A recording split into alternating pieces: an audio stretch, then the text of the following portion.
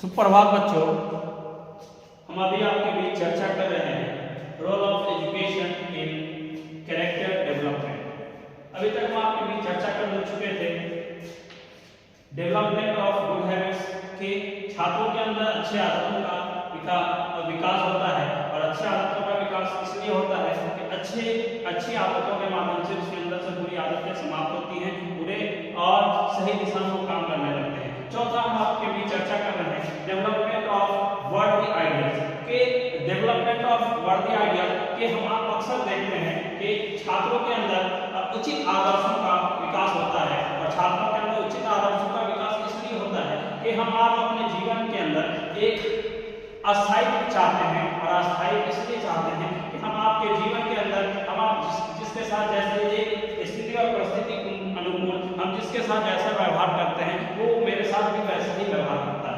और जब ऐसा व्यवहार हम आपके लिए होता है उस संदर्भ में हम आप इस बात को भली भांति जानते हैं कि हम आपके जीवन के अंदर जो है उचित आदर्शों का विकास होता है। और हमारा व्यवहार हमारी स्थिति और परिस्थिति अनुकूल बदलता रहता है। और बदलने के संदर्भ में हम अपने जीवन के अंदर लक्ष्यों के वो आदर्श रूप में लेते हैं। और आदर्श रूप में इसलिए लेते हैं कि आदर्श की एक छाप होती है, हर इंसान की एक पहचान होती है। और उस पहचान को लेकर इंसान आगे बढ़ता है। और उस पहचान को लेकर जैसे आगे बढ़ता है उसके जीवन के अंदर जितने ऊंचे और अच्छे जीवन और मूल जिसके भी आदर्श होंगे उसके माध्यम से वो जीवन में अपने चरित्र को सशक्त बना पाएगा। और सशक्त इसलिए बना पाएगा कि बालकों के उचित आदर्श एवं जीवन मूल में अपनाने के लिए उसके अंदर उचित आदर्शों का विकास होना बहुत जरूरी है। इसलिए डेवलपमेंट ऑफ उचित आदर्श का जैसे होता है वैसे ही उसके बाद जैसे आदर्श बना है उसके बाद उसको जोड़ा जा सकता है